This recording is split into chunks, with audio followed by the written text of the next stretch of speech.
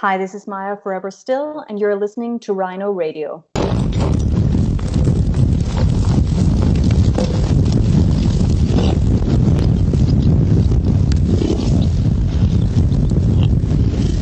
So I have the honor of speaking again with Maya of Forever Still. How are you, Maya?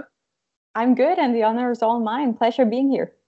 Well, hopefully we'll have a good time and learn some new stuff about the future of Forever Still. I'm But positive again, we will. thank you for your time. So Forever Still has so many things happening right now, and there's an album coming out, and you guys are going to be hitting some stages, I'm guessing soon. Oh, But definitely. let's start with the most important thing that I have to catch up with every single time we speak. How is your cat? She is currently sleeping on my lap, so she's doing very great and kind of joining this Skype interview. If you hear a little meow, it's her. Okay, so supporting vocals. Oh, of course. I mean, she has credits in the album, so. Of course. But let's actually talk business.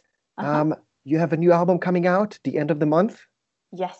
So I know you probably rehearsed it many, many times. So hit me up with all the juicy details about the album. All the juicy details about the album. You know, that's such a wide question, and now you could have me talking for 30 minutes.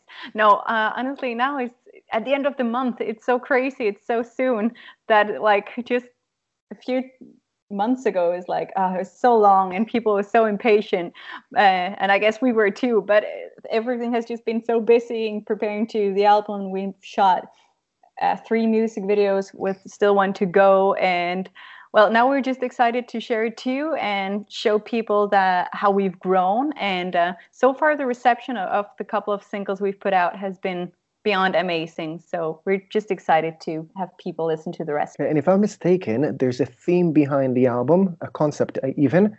And is it about fearing the future? Why is the future so dark for you guys? The future isn't so dark right now. It's kind of dark. No, but you know, actually, that was it. It wasn't thought of as a concept album, and I don't think it's that specific like the other album. But we were inspired by just watching the news actually and seeing how the world is today. You know, seeing governments in the pockets of big companies and seeing the climates collapsing. I mean, that's doing kind of terribly.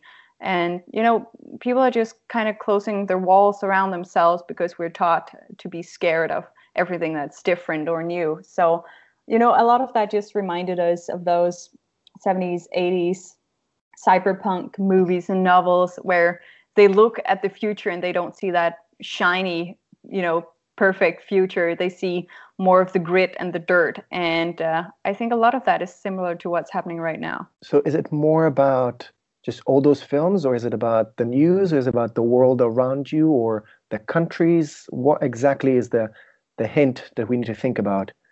Well, for us, it has been different things, obviously, because we both work on, we make the music and we make the lyrics, and everything comes from a few different places. So this has been more of an overarching inspiration, and it definitely shows in some of the lyrics, and it shows as well in some of the sound design, where it has been more, you know, inspired from that grounded, gritty view of the future, where you can actually hear it in some of the electronic sounds we brought into the album. One of them being an old Soviet instrument from the 20s called a theremin that you play without actually touching the instrument. And we ran that through some, you know, weird guitar pedals and some analog equipment and just made it sound like this broken thing we saw visually. But you're focusing on the future using old references, whether it's Blade Runner or Akira, and also old instruments. So how do you keep in touch with the present?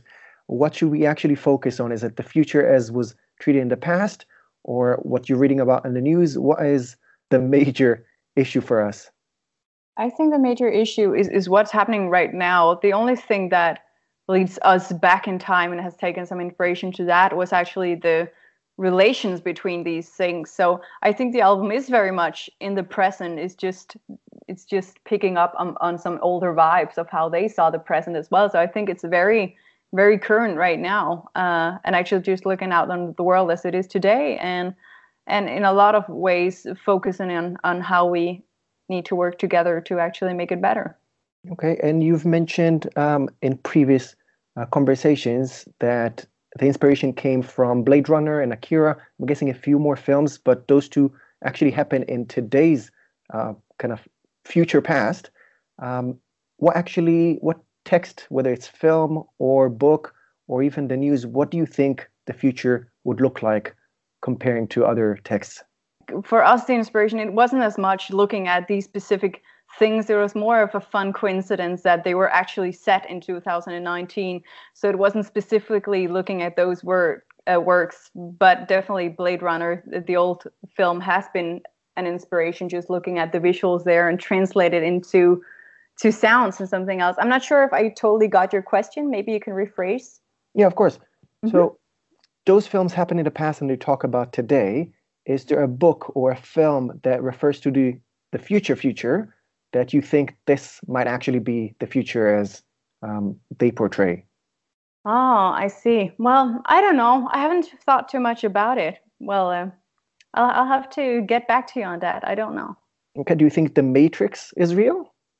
Oh, well, that's an interesting thing. I know a lot of people actually mentioned The Matrix when they saw our album cover with the binary code and stuff at the back.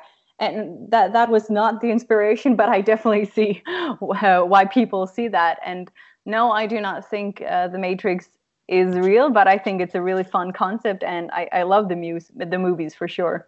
And does it mean, with everything we talked about the future and the fear and change, is the band getting into the more activism aspect? I don't think so. We've never been set out to be a political band with a political message, wanting to change people's minds. This was just what happened to be a part of our inspiration, at least for this album. But if it can make some people think, I think that's only a positive thing. Okay, so if you can achieve one goal with your album about the future, either making people do something or change or think about something, what would that be? Wow. Well, big things, big things. If I could change the world, it would be no. But I think the main theme of the album is actually being able to look out at this gray and dark stuff. That's how it seems sometimes, but still being able to find colors in the world, because there are so many colors, despite when it seems a little dark and gray. And how are we going to get through this? If you actually remember to take a closer look, there are so many colors to find out there. And a lot of the times, and why we named it Breathe in Colors, is about finding the colors on the inside, because that's how you change your outlook on life too. And can we talk about a UK visit soon? Oh yeah, definitely. We plan on coming back and seeing you guys in 2019. We are planning tour dates right now, but they're not official yet. But I think it's safe to say that we'll be reaching a lot of European cities in 2019, including the UK. Okay, sounds great. I'll be waiting. Yes, me too. Can't wait. And one final question. Did you always plan on being a singer, or is it something that just you kind of stumble into? A lot of musicians say that they started as the drummer, started as the guitarist, and then their previous singer quit, and then all of a sudden they got pushed to the front.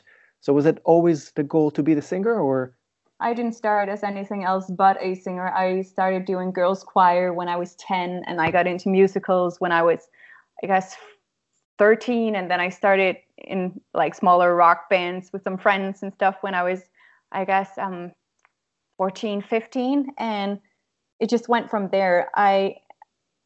It's just what I've been passionate about. I play some piano as well, and I play the theremin, of course, but it has definitely always been the vocals I've been passionate about, and that's the instrument I feel like I can give something more unique to the world with. Hey, Maja, we did not actually mention the date, but the 29th of March, this is when Breathe in Colors is coming out. Do we have to stylize it with numbers?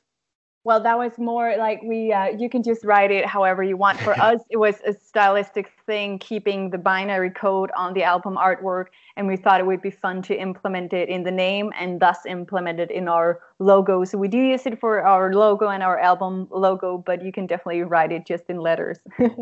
Is there anything else you want to add to fans and listeners out there? Well, only that we're so excited to be back to the UK. I'm not going to lie, and I don't say this to everyone. The UK are one of our favorite audiences because they're always so freaking pumped about music, and they have been since we got there. Like on our very first tours were for the UK, because there was so much demand over there, and you guys just keep being so excited about music. So we honestly can't wait to come back. Okay, sounds great. I will definitely be waiting there. Sounds good. Cannot wait for the album to drop on the 29th, Breathe in Colors. Yes, Thank you very much for your time. You're welcome. It was a pleasure.